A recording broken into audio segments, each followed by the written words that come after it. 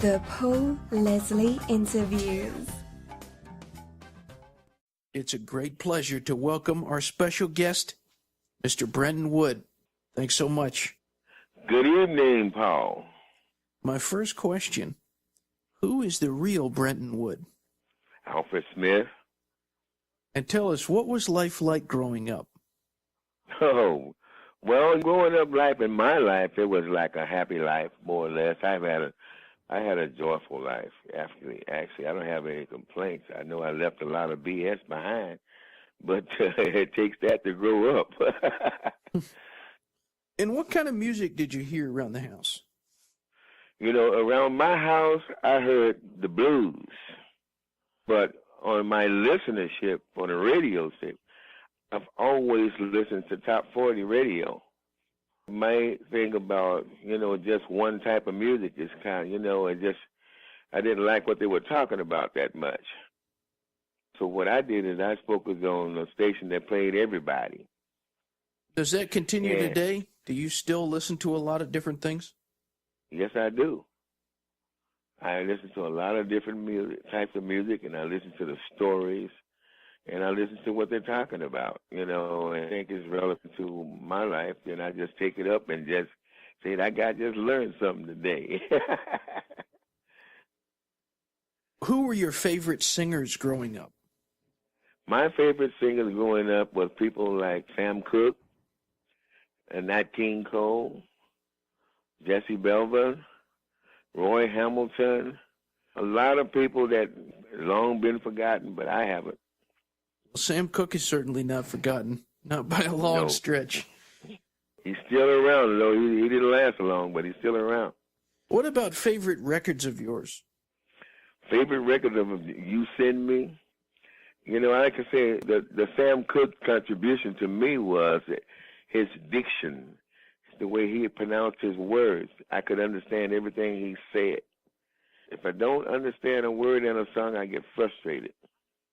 I concur. There's a lot of singers who you can't understand the lyrics, and then you read the lyrics and you think, that's a shame. Damn, what are you talking about?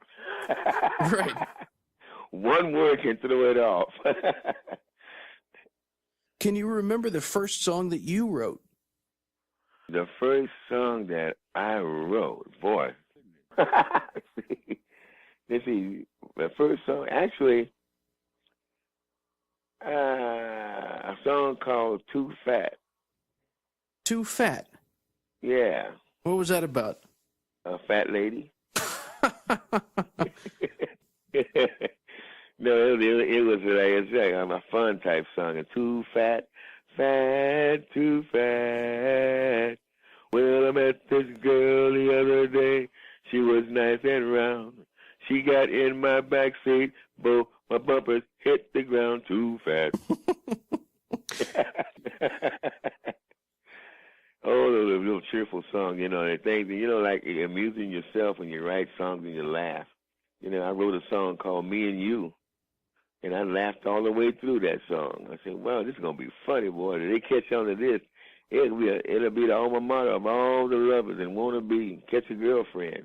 And sure enough, that's what they tell me about that song. What about the song that you wrote, the first time a song you wrote that was recorded? The first song that I wrote that was recorded was Too Fat. Oh, yeah, you recorded that song.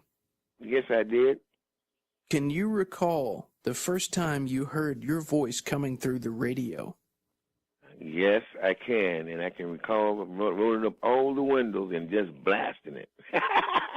What song was it? Oogum Boogum. Oh, yeah. They did a scientific study on that song, and they found it's impossible to listen to that song and frown.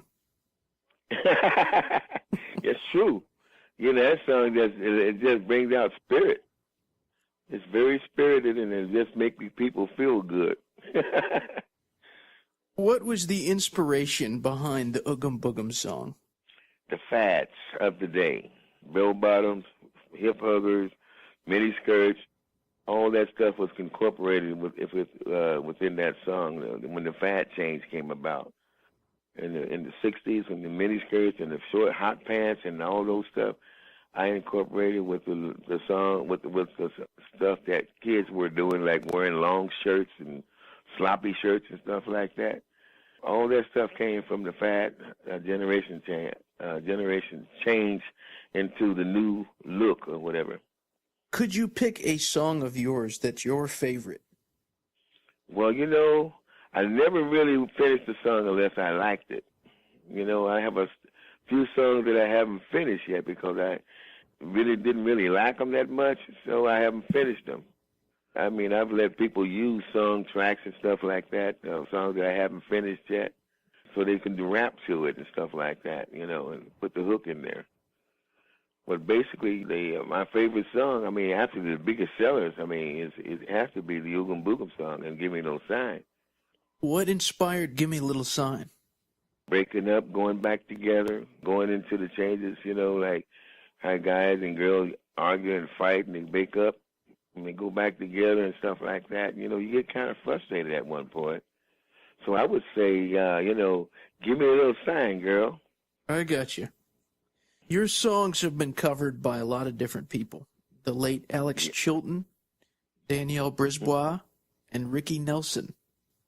What did you think of the versions that were done by these different people, like when other people covered your music? What did I think of them? I thought I was in some kind of a thing where some people understood what I was talking about.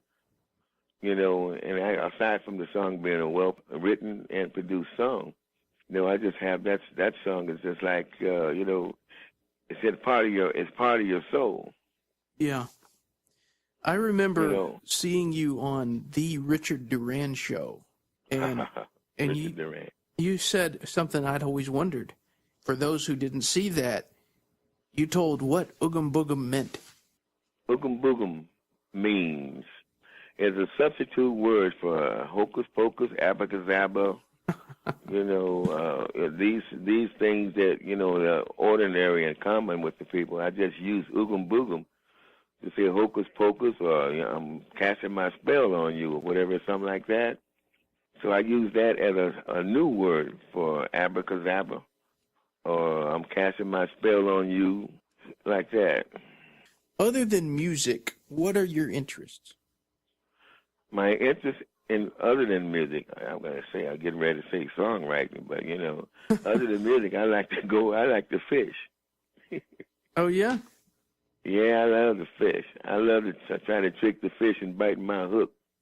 That almost sounds like pitching a song. That gives me a lot of time to open my cool out and chill out, and if I'm on the boat, I get a chance to let the wind blow between and just let it whistle and just let everything go away, all the frustration and stuff. That's my fishing thing. My father taught me that early. Go fishing. You've had the chance to perform in a lot of different places. Yes. What has been your favorite place? My favorite place have been, I have a lot of fun doing the casinos. I have a lot of fun doing the car shows. And I have fun doing clubs. It's just part of the thing, part of the reward of showing your appreciation and the fact that love that you have for your songs. What are you the most proud of? I am most proud of me, because I didn't let myself down. I followed through on my plan, and it worked. Only thing I would advise people that's coming into the business to have some knowledge of the business. That would have been my downfall, but my downfall came when I signed the contract. I was 16 years old, and they guided me all the way through the rest of it. Who have you performed with, either alongside of or maybe shared a bill with, that has been the biggest pleasure for you? I've had a lot of pleasure. I've played with a lot of acts, and I have Mary Wells. I really like Mary Wells. She was a very sweet lady, and I like Evelyn Champagne King, and I've worked with the Temptations. I worked with the Supremes, and I've worked with a lot of acts in the past. What is the best thing about being Brenton Wood? Being recognized for your achievements and what I have, proved to myself and to my public has been my greatest reward. Because I used to think that people wouldn't understand what I was talking about when I sang my song.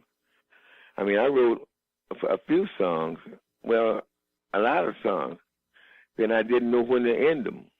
So they went on and on and on and on, you know. And when I discovered that I had an album instead of a single. Oh, I see. Yeah. So that was kind of interesting to me. My last question for our listeners, wherever they are, what would you like to say to all the people who are listening? I'd like to say thank you for everything you have given to me, and giving back to what I've given to you has been very rewarding to me. And I think it was if I had to do it over again, I would do it just a little different. I would say, well, I need to have more knowledge in these books and these numbers and stuff. But other than that, everything has been peaches and cream. You know, I'm out here now. I'm doing my job. I enjoy doing my job. I have a lot of people come out and see me, and that's very gratifying. This tells me that, hey, it gets better as it goes along. I like that. Well, Mr. Wood, it's been a pleasure to talk to you. Thank you very much for joining us. Paul, it's been my pleasure, and I hope to see everybody out there. Keep on listening because I'm still recording, and I got some more things that I got to introduce, and we're working on that stuff now. So just hang in there. Likewise, hang in there, and have a good night. You the same.